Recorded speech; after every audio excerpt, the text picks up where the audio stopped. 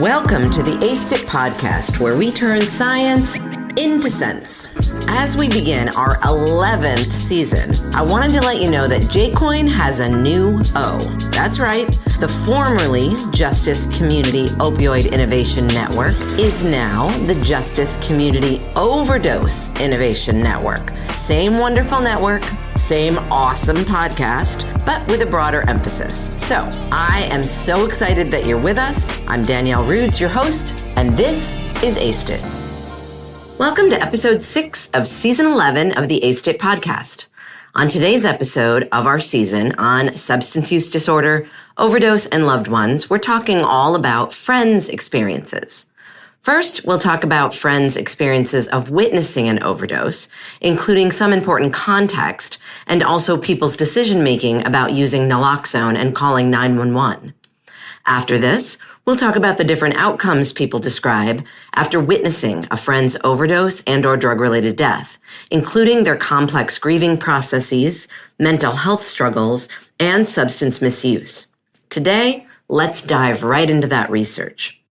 All right, focusing first on witnessing an overdose. Studies that document that people who use drugs are highly likely to witness the overdose of one of their friends. For instance, Lagu and colleagues, 2006, surveyed 329 people who use drugs and found that roughly 65% of people had witnessed a friend's overdose.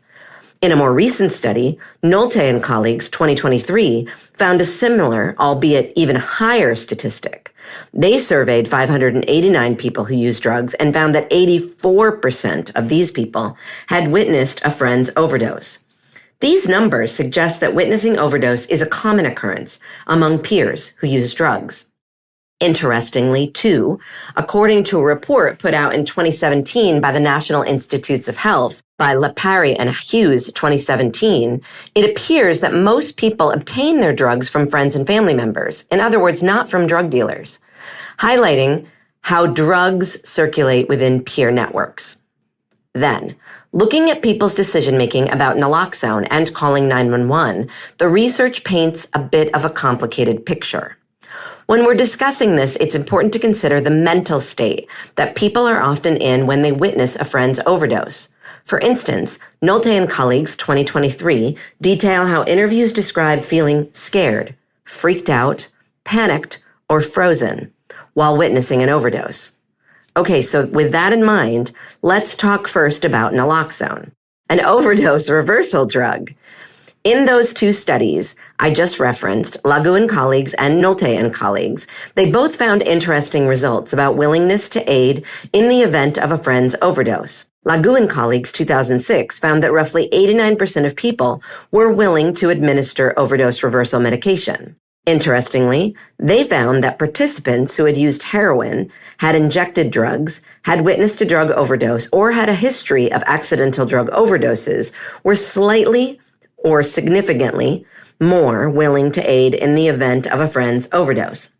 Nolte and colleagues 2023 reported that roughly half of their participants remarked that they were trained to recognize and respond to an overdose, suggesting that the other half of the sample would not be able to assist in the event of an overdose.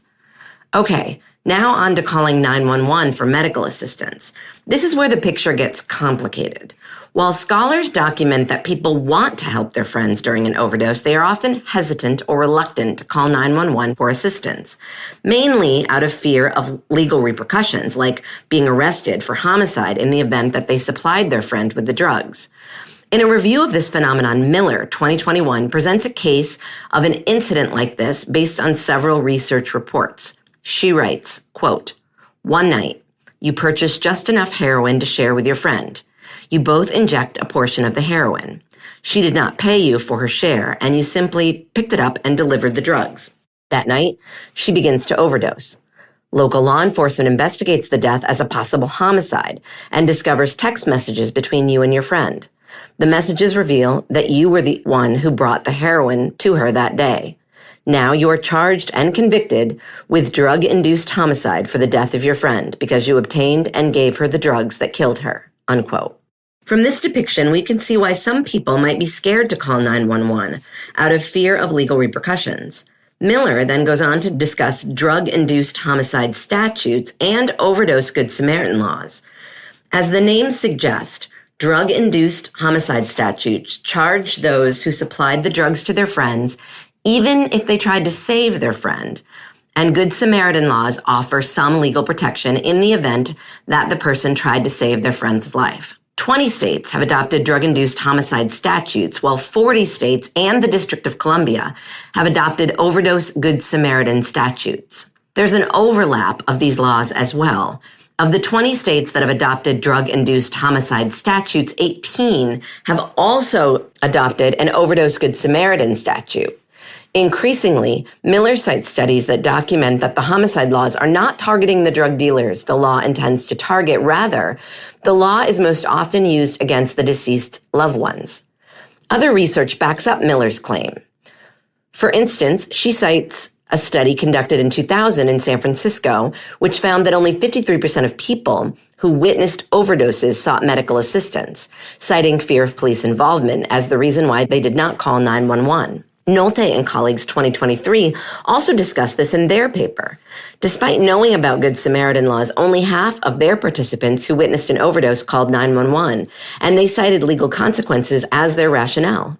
Specifically, these people were uncertain whether they would be protected by Good Samaritan laws when they had outstanding warrants, were on probation or parole, or had large amounts of drugs on them at the time of their friend's overdose.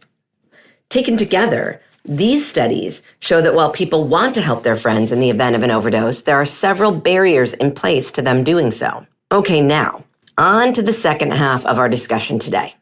Let's talk about the different outcomes people describe after witnessing a friend's overdose and/or drug-related death, including their complex grieving process, mental health struggles, and substance misuse. After the loss of a friend to a drug overdose, people experience complex grief.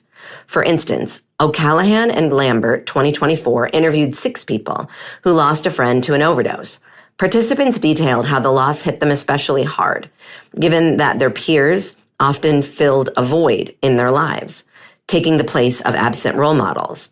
Many people remarked that their friends were, quote, like family. Their peers also provided them a, quote, safe haven from societal alienation via their shared experiences and mutual understanding. After their friends die, people experience a, quote, shattered reflection of their friend and of society, seeing how society devalued the loss of their friend due to their drug involvement. Others describe feeling as though they were not allowed to grieve, quote, properly. For instance, Marco, one of the study participants, described how he was judged by his friend's family when he attended the funeral. This, quote, inhibited grief has been captured in other studies as well. Like McMadu and colleagues 2022 participants who described not being able to even attend their friend's memorial, recalling, quote, it was kind of fucked up. I couldn't even say goodbye at all, unquote. Importantly, these narratives also highlight the presence of social alienation following the drug-related death of a friend. These studies also capture how some people experience survivor's guilt after their friend has died, particularly recognizing that they easily could have been the one to overdose given their own drug misuse. Looking at mental health struggles post-bereavement, which are deeply tied into the complex grief that people experience, most research focuses on the impact of witnessing overdose on post-traumatic stress and suicidality. McMadu and colleagues' 2022 study that I just mentioned, where they interviewed 25 people who lost a friend to overdose, detailed how people experience overdose as highly traumatic. Nolte and colleagues' 2023 study mentioned earlier found the same thing. Using statistical analysis, they found that witnessing an overdose was associated with heightened PTSD symptoms. The literature on this topic also details how bereavement increases people's suicidal ideation. For instance, some participants in O'Callaghan and Lambert's 2024 study viewed death as, quote, an escape from the grief they felt, with one participant, Marco, recalling, quote, if anything, I wanted to be in my friend's position. At that time, I wanted to die. McMadu and colleagues' 2022 study found the same results. Taken together, these studies identify several mental health impacts of overdose bereavement on friends. Finally, let's look at the impact of overdose bereavement on friends' own substance use. What we know about this topic comes from aforementioned studies by O'Callaghan and Lambert and McMado and colleagues, 2022 and 2024. In O'Callaghan and Lambert's study, all interviewees describe having an existing substance misuse problem that was made worse by their friend's death. The authors attribute this to being overwhelmed by grief and societal alienation. Similarly, in McMado and colleagues' study, several interviewees described increasing their drug use in order to manage feelings of grief and trauma. Interestingly, however, and contrary to what O'Callaghan and Lambert found, other participants describe either not changing their substance use or actually decreasing their substance use in the wake of their friend's death. For those who reduced their risk, they did so out of fear of their own potential for overdose and because they did not want to cause their families the same bereavement-related pain that they had experienced.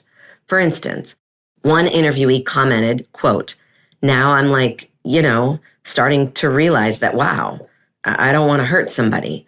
If I'm gone, that person's going to be hurting. They're going to be upset. They're going to be distraught. You know what I mean? I don't want to put my mother through that," unquote. Finally, for those who did not change their substance misuse, they attributed this to already engaging in harm reduction measures, feeling desensitized to the possibility of overdose, and ambivalence about living, which ties into the suicidality findings discussed earlier. All this research suggests that friends' overdose carries significant implications for a person's own drug use behavior. Okay, with that, we've reached the end of our episode on friends' experiences with substance use disorder and overdose. I'll talk to you on the next episode where we'll be covering involved loved ones in addiction and overdose treatment. As a reminder, if after listening to this episode you need support, please contact the 988 Suicide and Crisis Lifeline.